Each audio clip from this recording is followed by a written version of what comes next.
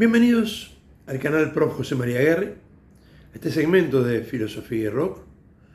En esta oportunidad para dar término a una pequeña trilogía de videos dedicados a canciones, a temas de death, ¿no? Y a la filosofía de Chuck Schuldiner, para algunos llamados el padre del death metal, ¿no? Es decir, este joven talentosísimo que nos abandonó muy pronto, desgraciadamente, por un cáncer que lo fulminó así por el año 2001, pero que ha dejado un legado impresionante, ¿no? en el ámbito del metal extremo, del death melódico, etc., ¿no? Difícil de encasillar toda su producción en un subgénero nada más del metal, con influencias que van desde Iron Maiden, Kiss, etc., ¿no? Es decir, cuando comenzó, pero que se caracterizó fundamentalmente por la profundidad de sus letras, ¿no? El contenido de sus letras. Se ha hecho un análisis acerca de ese tema Mil Ojos, ¿no? Que habla de una realidad que parece sacada del mundo de hoy, aunque lo haya escrito y nos lo haya dado a conocer el mundo allá por los 90. He hablado también de El Filósofo, ¿no? De Philosopher, que es un tema en donde hace una crítica, a mi modo de ver, muy directa y profunda de la filosofía moderna, o del concepto de filósofo que tenemos hoy en día, ¿no? En el tiempo contemporáneo, que viene ligado directamente al de la filosofía moderna. Y quiero tomar el guante ahora con una de sus máximas obras, ¿no? De las más conocidas, más reproducidas también en sus recitales, que es La Montaña de Cristal, ¿no? De Crystal Mountain. Este tema se concentra no en la filosofía, sino en la religión. De alguna manera lo hago tomando el guante, ¿no? que me tirara un comentador de la canción anterior, ¿no? Que me pidió que hiciera alguna reacción sobre este tema. Y me parece interesantísimo para, primero, hacer un paralelismo con la canción anterior, El Filósofo, y segundo, obviamente, para también, desde lo que es un pensador, humildemente hablando, filósofo cristiano, como lo soy yo, ¿no? Es decir, católico, poder analizar su letra y también, es decir, tomarlo como una posibilidad de decir, bueno, lo que no debería ser, o lo que no deberíamos ver de la religión, que es lo que yo creo que Chuck está marcando fundamentalmente aquí, ¿no? Sin dejar de decir que, de acuerdo a sus creencias, no estaba la idea de lo religioso, por lo menos en lo que manifestaba públicamente en algunas de sus entrevistas.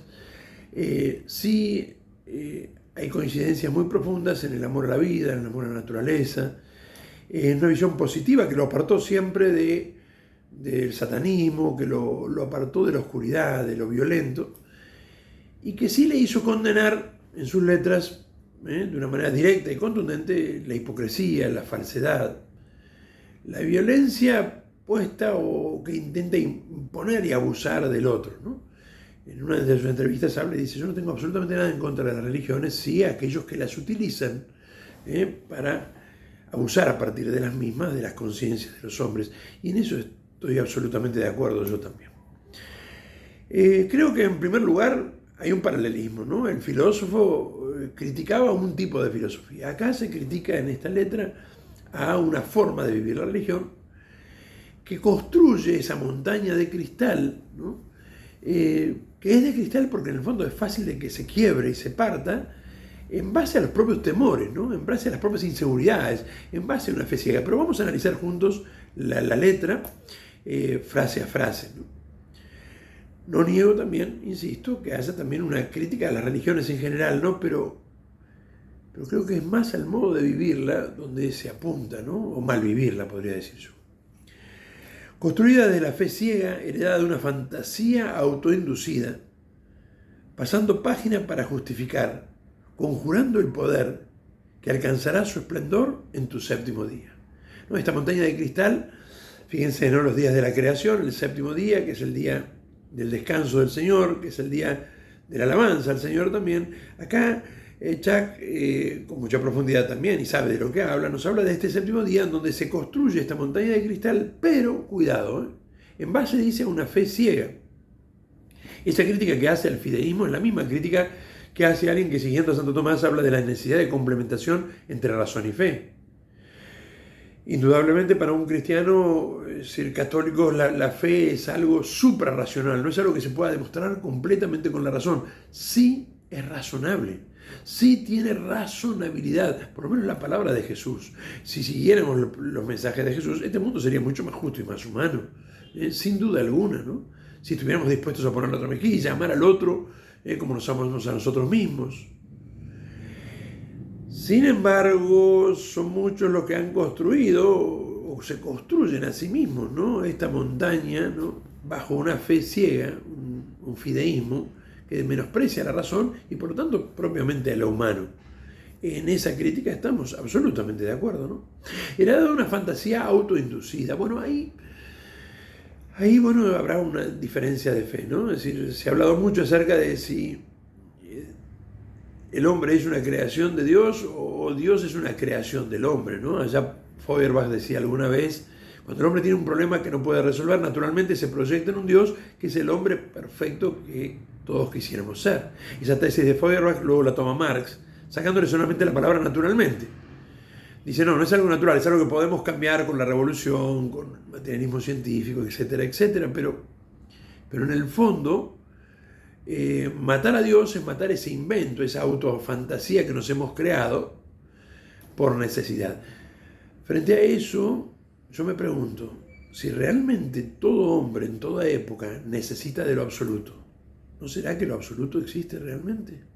Si está grabado en nuestra voluntad sunt natura, diría Santo Tomás, nuestra voluntad por naturaleza, nuestra tendencia hacia el fin último, la necesidad de lo absoluto, sería bastante absurdo que este absoluto no existiera, ¿no?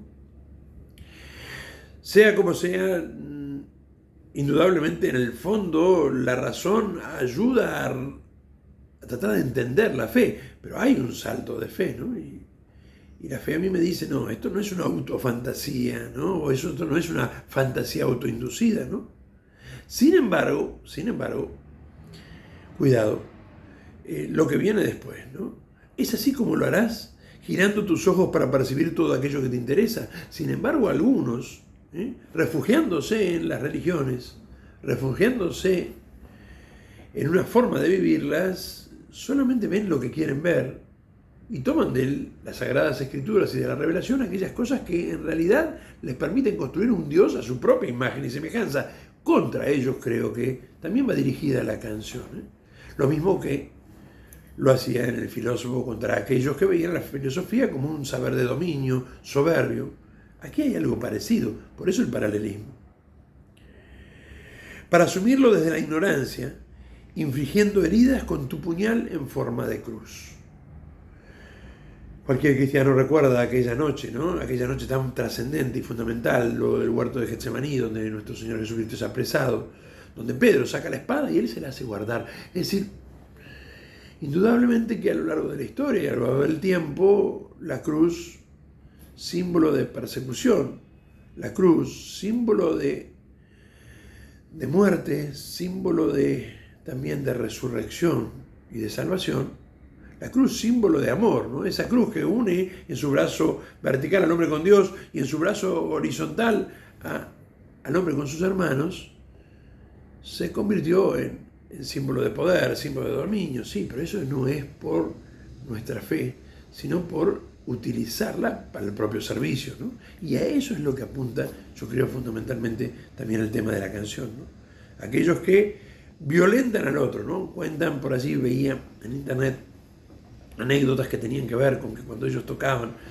había unos vecinos muy, muy religiosos aparentemente, ¿no? Que eran muy críticos, ¿no? De estos jóvenes guitarreros, que eran muy críticos de otros vecinos, que luego no vivían según lo que afirmaban y lo que juzgaban y predicaban. Esa hipocresía es la que está condenando Chuck constantemente. Acá no estamos encontrando un tema como los temas de Isaías, ¿no? Es decir, que plantean la idea del odio al cristianismo, ¿no? O como las bandas satánicas del black metal noruego que apuntaban a quemar iglesias y lo hacían, ¿no? No, acá no estamos hablando de esto, ¿no? No estamos hablando de una canción ni satánica ni crítica a la religión en general. Estamos hablando de una canción en contra de la hipocresía, de una canción en contra de predicar lo que uno no vive, de una canción en contra de de vivir en una montaña de cristal que hemos construido por el propio temor a quedarnos solos y que se impone al otro de una manera en que no debe de ninguna manera imponerse la fe, ¿no? En el interior de tu montaña de cristal, de la montaña de cristal, el mal adquiere su forma. En el interior de la montaña de cristal los mandamientos renacen. Claro, indudablemente esta montaña de cristal, es decir, se convierte en un factor de poder, de dominio, ¿no? Y ahí renacen mandamientos, normas que, dice Chuck, pareciera que me encierran. Claro, si yo la vista que tengo de un cristiano es la vista de alguien que tiene dudas, no vive su fe y se impone violentamente al otro, obviamente que ¿qué puedo pensar de su iglesia, ¿no? Pero es buena la canción también para reflexionar a veces la imagen que nosotros damos en los otros, ¿no? La imagen de poco encuentro, de poco diálogo, de poco amor hacia el otro, ¿no? Que es lo que justamente caracterizaba el mensaje de nuestro Señor. Todas las trampas están configuradas, ¿no? Para encerrar a todo aquel que se interponga en el camino de lo divino. Desde el punto de vista y la mentalidad del hipócrita, un esclavo de la maldición que siempre lo limitará. Fíjense que ya ahí es directamente literal la referencia a la hipocresía, ¿no? Y aquel que en la fe se empieza a encerrar, o aquel que aprovecha de la fe para encerrar, ¿eh? ¿Cuántos son los predicadores que a veces hacen exactamente esto, ¿no? Buscan a través del temor, buscan a través de la violencia, buscan a través de la presión de conciencia generarme esclavitud, cuando en el fondo el seguir a Cristo es justamente el tener libertad. Cristo nos ha liberado y lo que buscamos es una libertad en brazos del Señor. Ese es el centro de la fe cristiana. Y en esto coincidiremos tanto católicos como los hermanos separados de distintas iglesias, ¿no? Si lo vivimos de acuerdo a las Sagradas Escrituras, si lo vivimos de acuerdo realmente a lo que nos ha sido enseñado, con sangre, con el propio sacrificio, dando la vida para que nosotros la tengamos. Rompe el mito, no te cortes a ti mismo con tus palabras en contra de sueños hechos de acero, ¿no? De violencia, de fuerza, más fuertes que cualquier fe. Esto inflige miedo y dolor.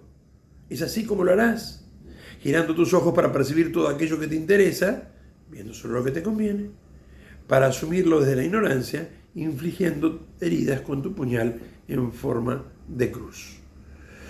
Hay una preocupación muy grande de Chuck en que la fe ciega, ese fideísmo al cual uno adhiere por miedo, por temor a la oscuridad, por temor a quedarse solo, en realidad sea aquello que me lastima, que me destruye, ¿no? Y que se interprete el temor de Dios como un temor a Dios, ¿no? Un Dios castigador que está constantemente mirando mi pecado, mi oscuridad, ¿no? Y que me genera una mentalidad de esclavo. Indudablemente, y tal vez esto no para todos sea fácil de entender, ¿no? Pero sí para aquellos que participamos de la fe. Toda la fe cristiana se reduce a 3 palabras, ¿no? Hágase la voluntad de Dios. Y están dichas después de una afirmación muy fuerte, ¿no? Yo soy la esclava del Señor. Son palabras de María. Pero ¿dónde radica la esclavitud del verdadero cristiano, no? O mejor dicho, la esclavitud de aquel cristiano que quiere seguir a Cristo, ¿no? No es fácil definir a alguien como un verdadero cristiano, sino en la intención de querer seguirlo. Es que en un acto de suprema libertad todos los días le decimos a Dios que se haga la tuya, no la mía. ¿Y cuál es la suya? La del amor. En el atardecer de nuestras vidas seremos juzgados por el amor, y es justamente ese camino de amor, de entrega, no de hipocresía, no de violencia, no de ese temor que se manifiesta cuando uno está inseguro de lo que cree, sino todo lo contrario, de aquella seguridad que tiene aquel que sabe que Dios lo sostiene y por lo tanto no debe odiar a nadie, cuando Él ama absolutamente a todos, incluso a los que lo condenaron, de la cual en el fondo me deja pensando esta canción. Agradezco al que haya comentado, ¿no? Es decir, el que comentó, que me haya pedido hacer esta reflexión, creo que cierra perfectamente. ¿Por qué? Y culmino con esto, En la primera, en Mil Ojos, hablábamos de una presión, ¿no? Que en su momento fue política, que hoy, en los 90, hoy podríamos decir, es en grandes corporaciones internacionales y utilizan las nuevas tecnologías, inteligencia artificial, etcétera, muchas veces para controlarnos y para darnos libertad y privacidad. Una segunda que habló acerca de un filósofo entendido como alguien soberbio que quiere, a partir de pensamientos e ideas, dominar la realidad e imponernos una forma de pensar. Y ahora, un hombre que, deformando el sentido profundo de la religión, que no es otra cosa que el reatarse con nuestro Creador, quiere imponerse, incluso violentamente, criticando hipócritamente y no viviendo de acuerdo a la fe que predica, o a la fe en la cual fue formado alguna vez.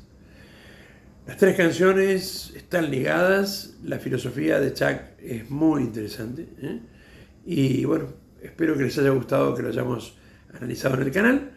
Les dejo el link de la canción para que la escuchen, y si les ha gustado, espero que se suscriban para nuevos temas de filosofía y metal, de filosofía y rock, y también cursos de filosofía, también análisis de películas, de libros, etcétera, que puedan encontrar. Muchísimas gracias por estar.